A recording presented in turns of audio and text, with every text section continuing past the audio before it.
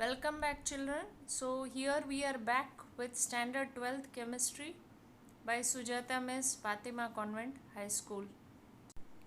Unit 2 Solutions. In Chapter 1, we discussed solids. In Chapter 5, we discussed colloids. And here we have solutions. Now, the first paragraph tells you that the utility, or you can say importance, of different mixtures depend on their composition. So this paragraph you have to remember for MCQs. The properties of brass, which is a mixture of copper and zinc, underline this for MCQs, are quite different from those of German silver, that is a mixture of copper, zinc and nickel, or bronze, which is a mixture of copper and tin. 1 part per million, that is ppm in short, of fluoride ions in water prevent tooth decay, while 1.5 ppm causes the tooth to become mottled, means to have marks with spots. So here you can see as the concentration changes, the property changes, and high concentrations of fluoride ions can be poisonous. For example, sodium fluoride is used in rat poison. Intravenous injections are always dissolved in water containing salts at a particular ionic concentrations that match with blood plasma concentrations, and so on. Types of solutions. Solutions are homogeneous mixtures of two or more than two components. By homogeneous mixture, you know that we mean its composition and properties are uniform throughout the mixture. Generally, the component that is present in large quantity is known as a solvent. This also you know. Solvent determines the physical state in which a solution exists. One or more components present in solution other than solvent are called solutes. You know, solutes are substances in small quantities compared to solvent. In this unit, we shall consider only binary solutions, that is, solutions having two components only, that is, solute and solvent. Here, each component may be solid, liquid, or in gaseous state, and we'll see a table for it. Types of solutions: gaseous solutions, solute gas, solvent gas, mixture of oxygen and nitrogen gases. Solute liquid, solvent gas, chloroform mixed with nitrogen gas. Solute solid, solvent gas, camphor in nitrogen gas. So here you can see the solvent is in gaseous form and the type of solution is also in gaseous form. So we can say that the solvent decides the type of solution. Liquid solutions: solute gas, solvent liquid, oxygen dissolved in water. Liquid liquid, ethanol dissolved in water. Solid liquid, glucose dissolved in water. Solid solutions: gas solid, solution of hydrogen in palladium. Liquid solid, amalgam of mercury with sodium. Solid solid, copper dissolved in gold.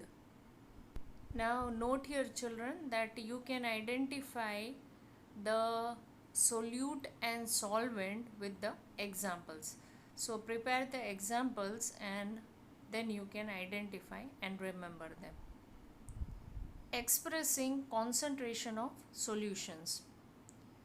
Composition of a solution can be described by expressing its concentration. The latter, that is concentration, can be expressed either qualitatively or quantitatively. Qualitatively means dilute or concentrated, and quantitatively means getting the amount, that is a measurement. For example, qualitatively we can say that solution is dilute. Now when we say solution is dilute, when relatively very small quantity of solute we have in the solution, or it is concentrated, that is relatively very large quantity of solute. So here this topics we have to remember the formulas and use them in numericals. Now there are several ways to describe the concentration of solution quantitatively, that is getting the value, some measurement is known as quantitatively. The first one is mass percentage, W upon W. The mass percentage of component of solution is defined as mass percentage of a component is equal to mass of the component in the solution into 100 upon total mass of the solution. So here we have solute upon solution into 100. Remember like that. For example, if a solution is described by 10% glucose in water, that is, if they say it is 10% glucose in water, then that is the mass percentage of the component is 10%, then it means there is 10 gram of glucose dissolved in 90 gram of water. So here 10 plus 90, that is total solution will be 100 gram. Concentration described by mass percentage is commonly used in industries, that is in industrial chemical applications.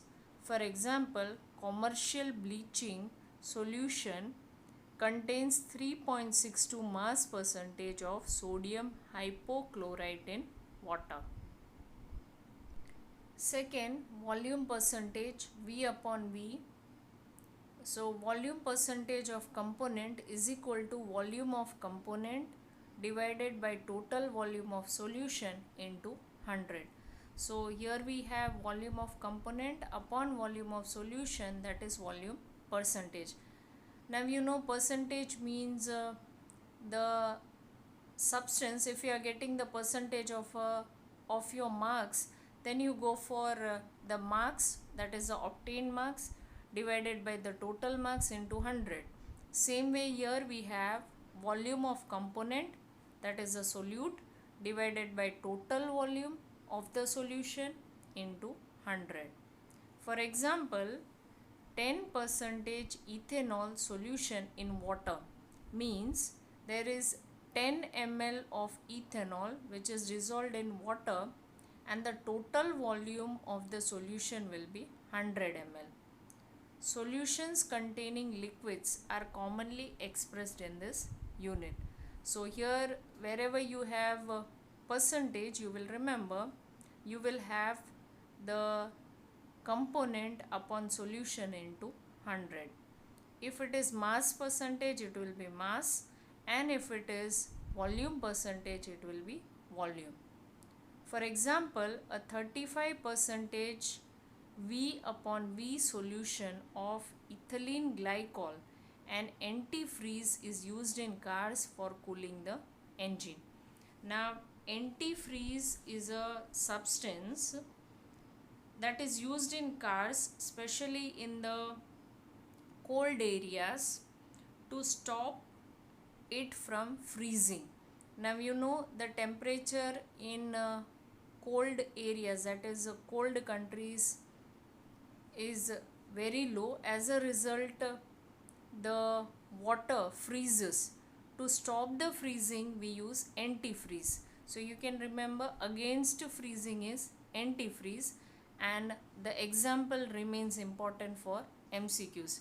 So here ethylene glycol is used as a antifreeze. At this concentration, the antifreeze lowers the freezing point of the water. So what is the work of the antifreeze? It lowers the freezing point of water to 255.4 Kelvin, that is minus 17.6 degrees Celsius, and that's it. Mass by volume percentage, mass W and volume V. Another unit which is commonly used in medicine and pharmacy is mass by volume percentage. It is mass of solute dissolved in 100 ml of solution. So here you have mass upon ml. Parts per million. When a solute is present in trace quantities, it is convenient to express concentration in parts per million. For example, dust particles in air. That is, when the solute is present in small quantities, we express a concentration in parts per million. Parts per million is equal to number of parts of component into 10 raised to 6 divided by total number of parts of all components of the solution. As in case of percentage, concentration in parts per million can also be expressed as mass to mass, volume to volume, and mass to volume. A liter of sea water which weighs 1030 gram contains about 6 into 10 raised to minus 3 gram of dissolved oxygen. Such a small concentration is also expressed as 5.8 gram per 10 raised to 6 gram, that is 5.8 ppm of seawater. That is, they have calculated the concentration of pollutants in water or atmosphere is often expressed in terms of mu gram per ml or ppm.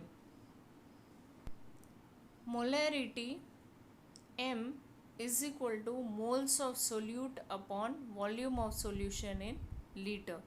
So molarity is denoted by capital M, and we have moles upon volume, that is moles of solute upon volume of solution.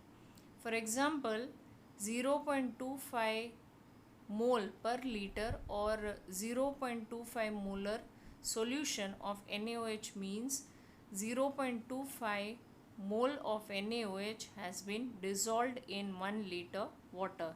So here if you have 0.25 moles and here if you have 1, that is 1 liter, then 0.25 upon 1 you will get 0.25 molar.